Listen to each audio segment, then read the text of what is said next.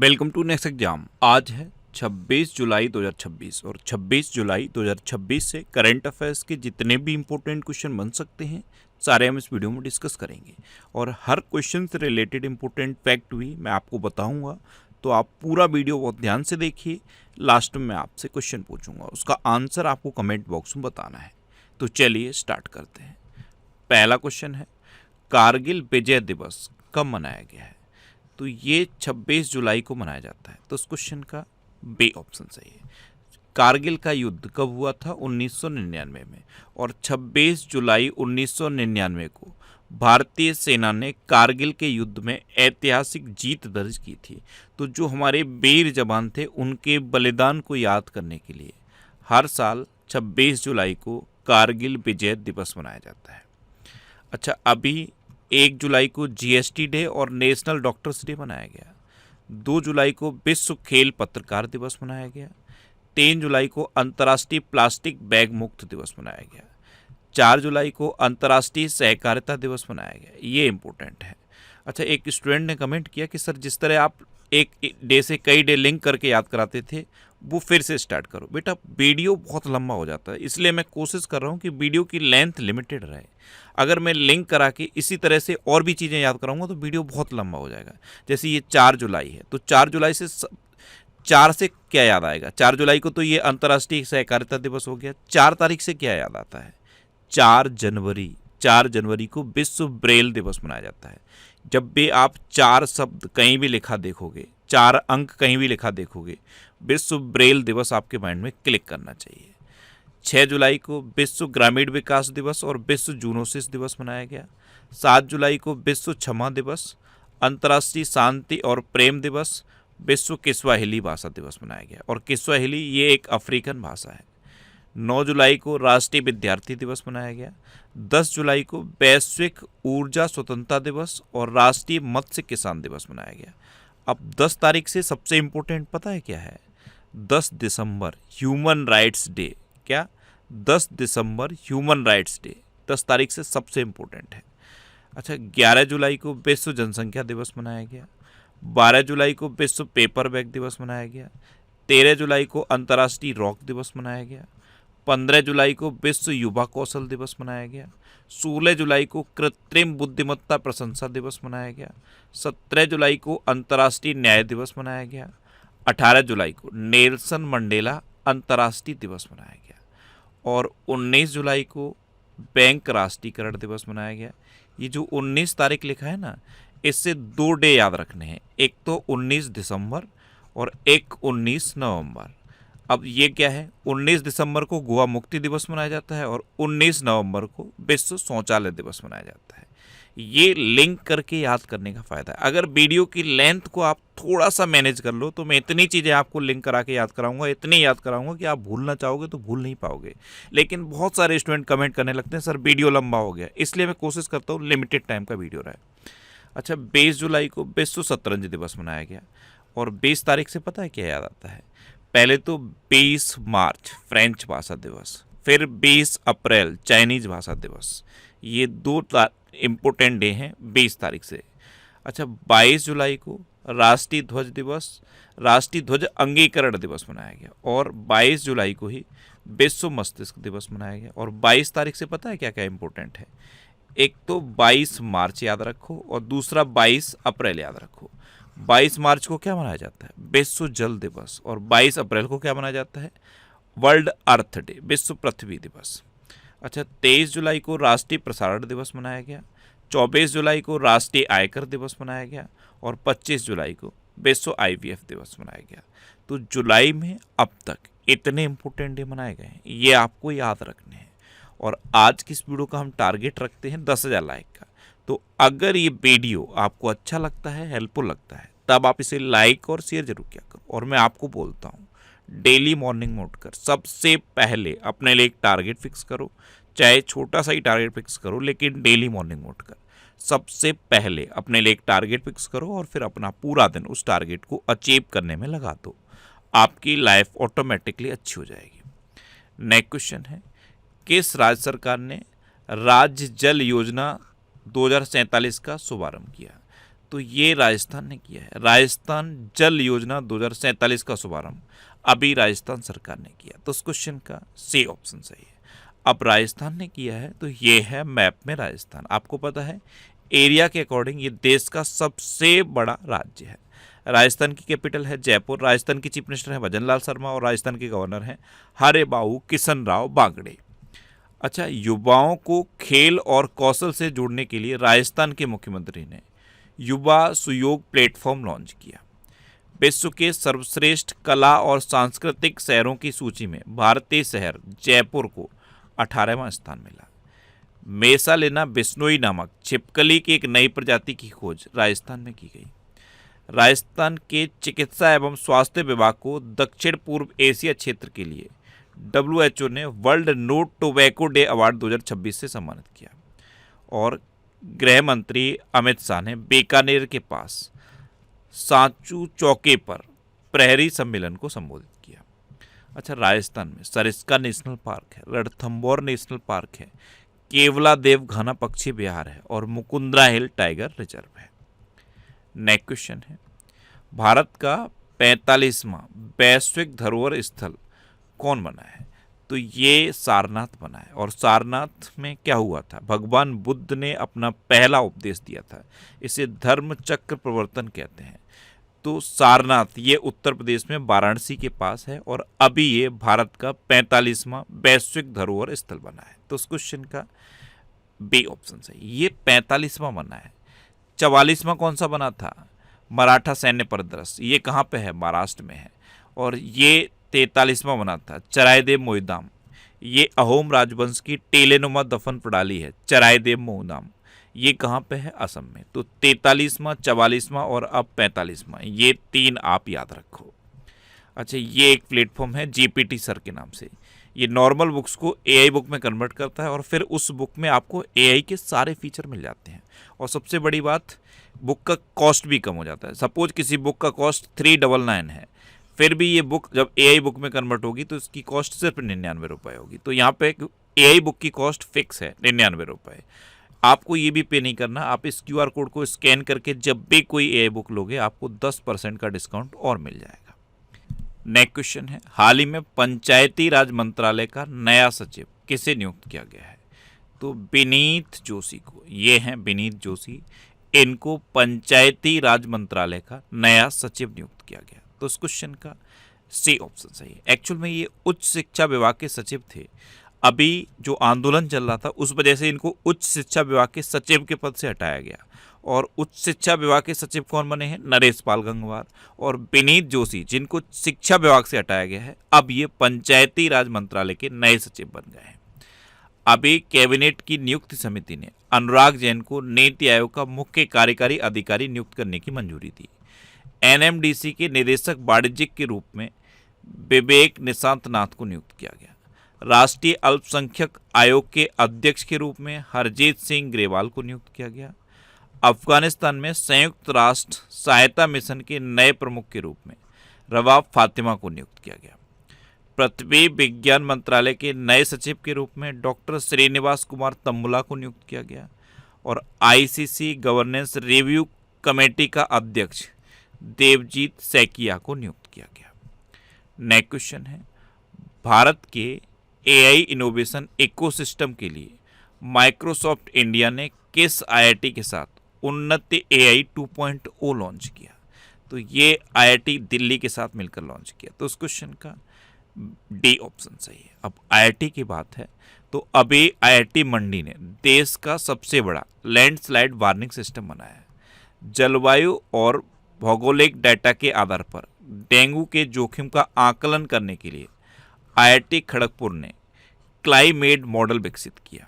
भारत का पहला परमाणु इंजीनियरिंग डिजाइन उत्कृष्टता केंद्र IIT हैदराबाद में स्थापित किया जाएगा। QS वर्ल्ड यूनिवर्सिटी रैंकिंग 2027 में IIT दिल्ली को भारत का सर्वोच्च शिक्षण संस्थान घोषित किया गया। IIT कानपुर ने साइबर सिक्योरिटी कोर्स लॉन्च किया। और IIT मद्रास ने मानव मस्तिष्क स्टेम का दुनिया का सबसे विस्तृत 3D एटलस जारी किया। अब यहाँ पे IIT से रिलेटेड एक क्वेश्चन मैं आपसे पूछ रहा हूँ, आंसर आप बताना। किस IIT ने बांस को मॉडिफाई करके ऑटोमोबाइल के उपयोग के लायक बनाया है? आंसर आप बताओ कमेंट बॉक्स में। नेक्स्ट क्वेश्चन है, किस देश ने अपना 350 किलोग्राम थ्रस्ट क्षमता वाला एक्सपेंडेबल टर्बोजेट इंजन विकसित किया है? तो ये अपने देश भारत ने किया। तो उस क्वेश्चन का बी ऑप्शन सही है। अब भारत ने किया है तो ये है अपना भारत। अभी हेनले पासपोर्ट इंडेक्स 2026 में भारत 75वें नंबर पर रहा और सिंगापुर पहले नंबर पर रहा। भारत की साक्षरता दर बढ़ गई है और बढ़ के 80.9 हो गई है। भारत में कुल रामसर स्थल की संख्या अब 100 हो गई है। 100वां रामसर स्थल सुरहाताल बना था। सुरहाताल ये उत्तर प्रदेश में है। उत्तर प्रदेश में भी ये कहाँ पे है? बलिया में है। और ये उत्तर प्रदेश का 13वां रामसर साइट बना है। अच्छा, सेखा झील ये उत्तर प्रदेश की 12वीं रामसर साइट बनी थी। यहाँ आपसे दूसरा क्वेश्चन मैं पूछ रहा हूँ, आप कमेंट बॉक्स में बता दो सेखा झील उत्तर प्रदेश में है कहाँ? कमेंट बॉक्स में बताओ। अच्छा, विश्व प्रेस स्वतंत्रता सूचकांक 2026 में भारत 157वें नंबर पर रहा और नॉर्वे पहले नंबर पर रहा। विक्रम फर्स्ट रॉकेट के सफल प्रक्षेपण से निजी कक्षीय प्रक्षेपण क्षमता हासिल करने वाला दुनिया का तीसरा देश भारत बन गया। भारत ने जबरन श्रम से बने उत्पादों के आयात पर पूर्ण प्रतिबंध लगा दिया है। भारत ने इंटरनेशनल फिजिक्स ओलंपियाड 2026 में पहला स्थान हासिल किया। सप्ताह में सिर्फ एक बार ली जाने वाली विश्व की पहली इंसुलिन दवा अवीली को भारत ने लॉन्च किया है। और AITIGA संयुक्त समिति की बैठक की मेजबानी भारत कर रहा है। वर्ल्ड हाइड्रो पावर आउटलुक 2026 के अनुसार भारत को स्थापित जल विद्युत के मामले में 5वां स्थान दिया गया। अच्छा, भारत ने हवाई खतरों से निपटने के लिए एक मिशन शुरू किया है, उसका नाम पता है? मिशन सुदर्शन चक्र। क्या लॉन्च किया है? मिशन सुदर्शन चक्र। अच्छा, अपने देश भारत ने एक मौखिक हैजा वैक्सीन बनाई है, एक कम लागत वाली मौखिक हैजा वैक्सीन, जिसे WHO ने मंजूरी दे दी। अपना देश भारत किम्बरली प्रोसेस का अध्यक्ष भी बन गया है। क्या? अपना देश भारत किम्बरली प्रोसेस का अध्यक्ष बन गया है। भारत ने वीजा की एक नई कैटेगरी शुरू की है, आयुष वीजा। अब यहाँ पे एक और क्वेश्चन मैं आपसे पूछ रहा हूँ, आप बताओ आयुष दिवस कब मनाया जाता है? नेक्स्ट क्वेश्चन है, हाल ही में शिक्षा मंत्रालय का अतिरिक्त प्रभार किसे सौंपा गया है?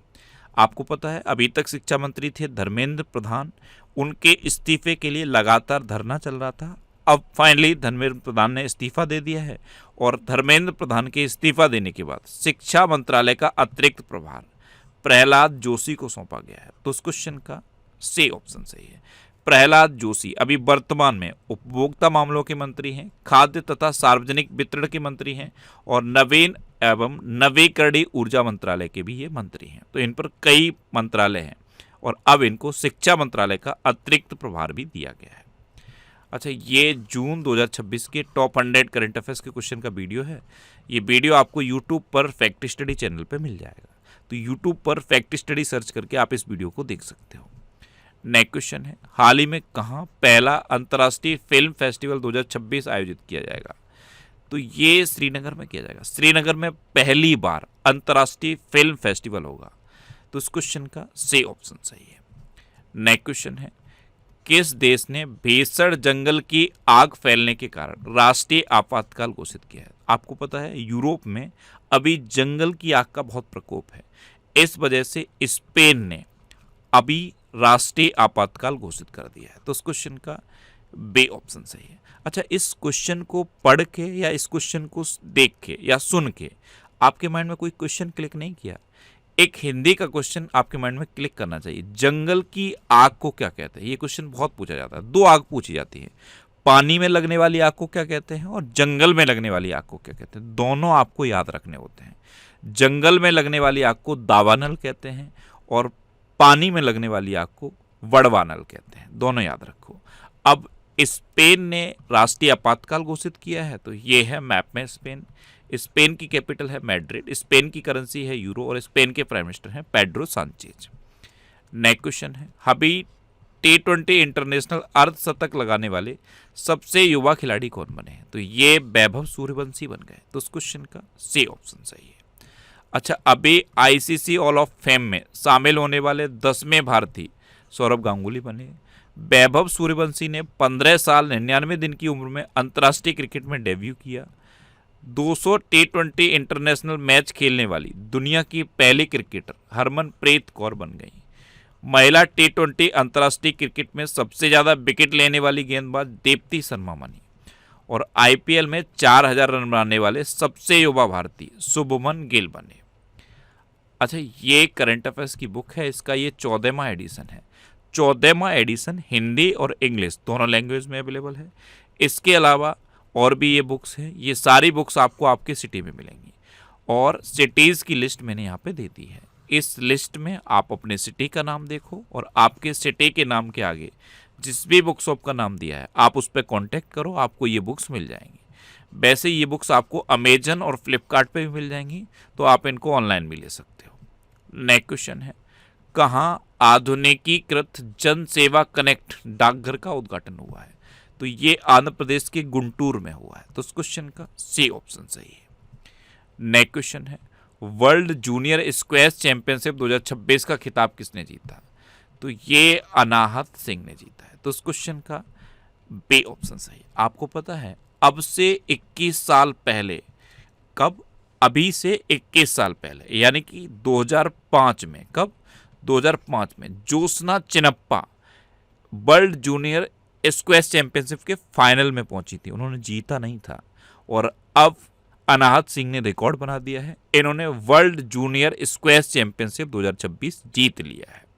आपको पता है स्क्वैश में किस देश का सबसे ज़्यादा दबदबा है? इजिप्ट का। किसका? इजिप्ट का। और इन्होंने इजिप्ट की रुकैया सालेम को हराकर वर्ल्ड जूनियर स्क्वैश चैंपियनशिप 2026 का खिताब जीता। अब लास्ट वीडियो के क्वेश्चन का आंसर। लास्ट वीडियो में मैंने आपसे क्वेश्चन पूछा था किसने मिसेज इंडिया 2026 का खिताब जीता? तो ये आकांक्षा चौधरी ने जीता, यानी कि इस क्वेश्चन का सी ऑप्शन सही था। और लगभग सभी स्टूडेंट ने इसका आंसर सही दिया। मोस्टली स्टूडेंट ने इसके बारे में डिटेल में लिखा। मैं आपको एक बार फिर बोलूँगा, क्वेश्चन के बारे में आपको जितना ज़्यादा से ज़्यादा पता हो आप लिखा करो, क्योंकि जो चीज़ें आप लिख देते हो फिर उन्हें आप कभी नहीं भूलते। कल पहला क्वेश्चन मैंने आपसे क्या पूछा था? गुजरात सरकार ने स्कूल छोड़ने वाले बच्चों को वापस स्कूल में लाने के लिए एक अभियान शुरू किया है, उसका नाम मैंने आपसे पूछा था। उसका नाम है समरस विद्या सेतु मेगा अभियान।